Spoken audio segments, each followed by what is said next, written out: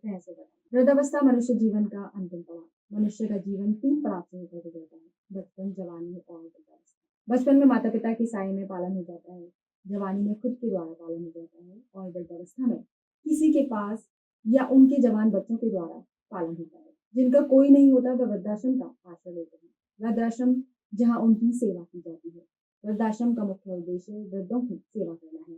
जो बुजुर्ग मजबूरी में लावारिस अपनी जिंदगी को अपने घर के बाहर या सड़कों पर गुजारते हैं।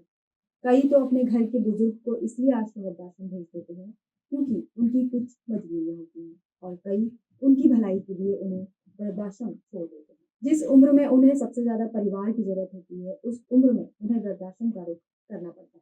परिवार में साथ रहकर जहाँ वे अपना जीवन यापन कर सकते हैं, ऐसे में धीरे धीरे परिवार पर ही बोझ बनने लगते हैं। अपने खुद के दैनिक काम करने में असमर्थ होते हैं, जिसके लिए दूसरों की मदद की जरूरत होती है, जैसे कि सही समय पर दवाएं लेना, नहाना, शरीर की साफ सफाई, समय पर खाना खाना।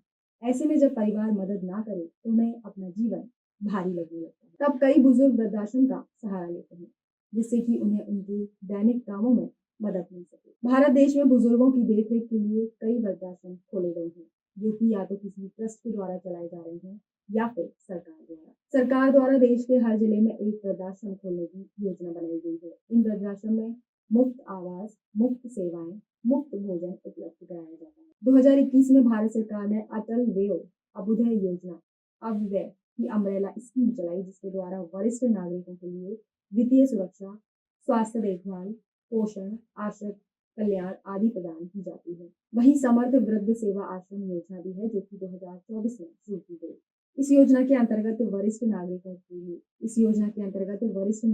लिए सुरक्षित और आरामदायक रहने की जगह उपलब्ध कराना तथा उनकी शारीरिक और भावनात्मक भलाई सुनिश्चित करना, स्नान, सौंदर्य और दवा प्रबंधन जैसी दैनिक गतिविधियों में सहायता करके स्वतंत्रता और स्वायत्तता की भावना को बढ़ावा देना है। ऐसे ही कई सरकारी और गैर सरकारी वृद्धाश्रम हैं, जहां बुजुर्गों की देखरेख से लेकर उनके खान पान, मनोरंजन तक का ध्यान रखा जाता है, ताकि बुजुर्गों को अपनी वृद्धावस्था बोझ न लगे। आगे खबरों के लिए बने रहिए सोका टाइम के साथ। जानकारी अच्छी लगी तो लाइक, शेयर और सब्सक्राइब करना ना भूलें।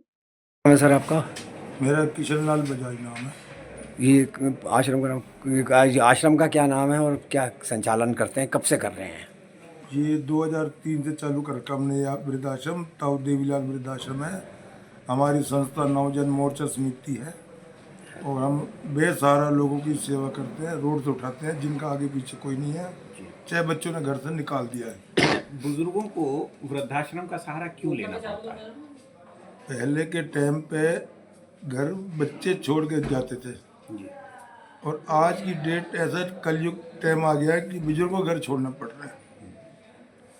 बच्चों में गलत लत के कारण कई बुजुर्गों ने अपने हाथों से भी सब कुछ उजाड़ दिया होता है, तो इस कारण बुजुर्गों को घर से बाहर जाना पड़ रहा है। आप इतने सालों से देख रहे हैं, बुजुर्गों की मुख्य समस्याएं क्या क्या हैं आपको लगती हैं? बुजुर्गों की मुख्य समस्या ये होती है, हारी बीमारी होती है सबसे ज़्यादा, और सबसे ज़्यादा कारण यही हारी बीमारी। बच्चे इनका इलाज नहीं करा पाते जी और इतना पैसा भी नहीं लगा सकते हैं। जी हम पहले बीके हॉस्पिटल से बुजुर्गों को भेजते थे, वहीं से इलाज कराते थे। आज आप भी देख लो कि बीके हॉस्पिटल की क्या दशा है। दवाइयाँ नहीं है इनके पास, पूरा स्टाफ नहीं है, हमारे पास केयर टेकर नहीं है, वो इसलिए एडमिट नहीं करते। तो प्राइवेट हॉस्पिटल का हम सारा लेकर इनका इलाज कराते हैं। जी यहाँ क्या क्या सुविधाएं हैं अपने? हमारे पास सुविधा ये है कि नमक से लेके आटे तक की, इनके पैरों में जूते चप्पल नहीं होते, इनके तन पे कपड़ा नहीं होता, सब इनकी व्यवस्था हम करते हैं। और आगे भविष्य में हमारा इस वृद्धाश्रम को लेकर कोई योजना है? कोई नई योजना कुछ नया करना चाह रहे हैं? देखो वृद्धाश्रम तो बहुत खुल रहे हैं, जगह जगह बनने लग गए हैं। जी जी जी। तो भगवान उनको भी सद्बुद्धि दे कि सेवा की तरफ ध्यान दे, पैसे की तरफ ध्यान मत दें।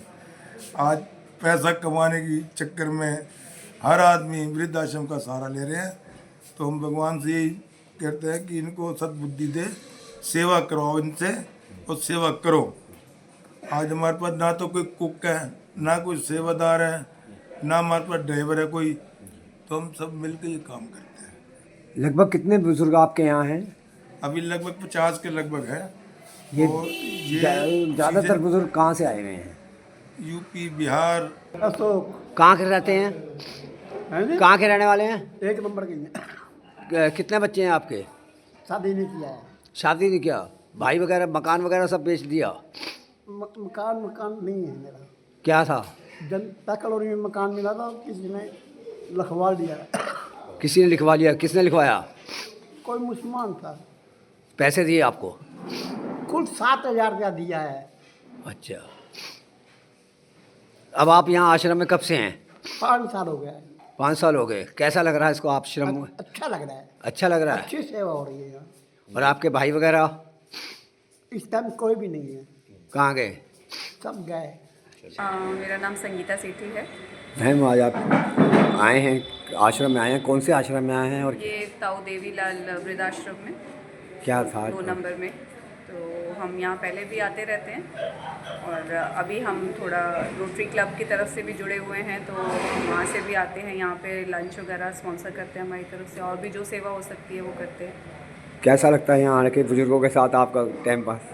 हमें तो बहुत अच्छा लगता है, जो बुज़ुर्ग है उनको उनकी सेवा करने में, और उनको जो भी हम हमारी तरफ से जितना हम कर सकते हैं, हम चाहते हैं कि हम उनके लिए करें। आपने बुजुर्गों से बातचीत की? बिल्कुल, उनसे तो बात करके हमें ही अच्छा लगता है। कैसा लगा? नहीं, बहुत अच्छा लगता है उनसे बात करके। जो उनको चलो फैसिलिटीज़ मिलनी चाहिए, जो ज़रूरतें हैं उनकी वो पूरी होती रहें। तो अब उनका भी यही ख्याल रख रहे हैं, उनकी भी बहुत बड़ी सेवा है जो करें, जो जो उनको ज़रूरतें हैं उनकी पूरी करें। तो हम तो चलो खाना खिला देते हैं, बाकी जो यहाँ पर हैं मैनेजमेंट, उनकी रिस्पॉन्सिबिलिटी है कि वो उनकी पूरी सेवा वगैरह उनकी करें, उनका पूरा ध्यान रखें। बनवारी लाल, कहाँ से आए हैं आप? राजस्थान से। अब आपको क्यों आना पड़ा यहाँ आप? राजस्थान से हाँ? हमारा यहाँ आना पड़ा है कि बच्ची अपने गिर गई। लड़का है ना, हाँ। वो फ्रंट है, एक गिर गया वो फ्रंट है, इसलिए आना पड़ा है। तो कितने साल हो गए आपको यहाँ रहते? यहाँ आदमी के 2-2.5 साल हो गए यहाँ। 2-2.5 साल से। कैसा लग रहा है आपको आश्रम? अपने घर की हैं? आश्रम कैसा लग रहा है?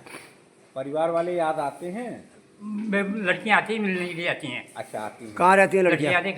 आती हैं राजस्थान में है, झुंझुनू चिराग डिस्ट्रिक्ट में। अच्छा, तो यहाँ तो बिल्कुल ठीक है, यहाँ बिल्कुल ठीक, अच्छा है, परिवार जैसा महसूस होता है यहाँ पर।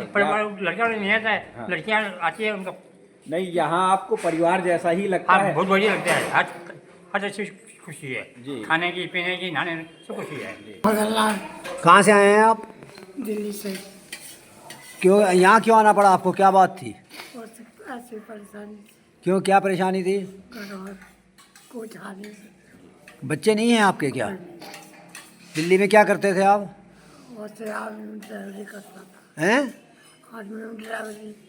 अच्छा, बच्चे वगैरह नहीं हैं? बच्चे नहीं रखते अब आपको? हाँ, लड़की है, सब मैरिज है। अच्छा, दिल्ली कौन सी जगह रहते थे? है दिल्ली कौन सी जगह रहते हैं? दिल्ली कैंट। महेंद्र सिंह जी, कहाँ- कब से हैं यहाँ आप? साल कहाँ कहाँ रहते हैं? वैसे घर कहाँ है आपका? मैं वहाँ से पंजाब से आया। पंजाब से आए हो। अब मैं सोचा है मालिक ओ, आपका यहाँ कौन है? फरीदाबाद में है कोई? यहाँ तो मैं जी जी। कोई नहीं था पहले? है हिमाचल साहब भाई भाई वो नहीं रखते आपको? यहाँ कैसा लगा आपको आश्रम में आके? आश्रम में कैसा लग रहा है आपको? ठीक है। कोई परेशानी, कोई समस्या? कोई दिक्कत है आपको? कोई दिक्कत हैगी है? दिक्कत तो कोई नहीं, बस ठीक है। जी जी। बच्चे वगैरह आपके नहीं हैं? हाँ जी, बच्चे कितने हैं वैसे आपके? बच्चा होया था, खत्म हो गया। नानी भी गई, बच्चा भी किया। अब ठीक है। यहाँ कितने साल से हैं? 1 साल से? जी यहाँ कितने साल से हैं? यहाँ यहाँ कितने साल से हैं आप? 11 साल हो गए। 11 साल। अनिल वर्मा, कहाँ से आए हैं आप? पंजाब। पंजाब से आए हैं। आपको क्या ज़रूरत ऐसी पड़ी कि आपको यहाँ आना पड़ा? देखिए, मुझे तो किसी भी आश्रम का पता ही नहीं हुआ। ये था कि मैं आया कहीं और था। और वो जो आदमी जिसके पास में आया था है हमारी रिश्तेदारी में ही था, लेकिन वो बददिमाग बदजुबान तो मुझसे बर्दाश्त नहीं हुआ। और मैं वहीं पे संगत आती थी, मंदिर था एक, संगत आती थी, उसी संगत में से मुझे किसी ने बताया यहाँ के बारे में। फिर मैं आया, मैडम से बात हुई 5 मिनट में, मैंने कहा मुझे शरण चाहिए, ये तो मेरा आत्महत्या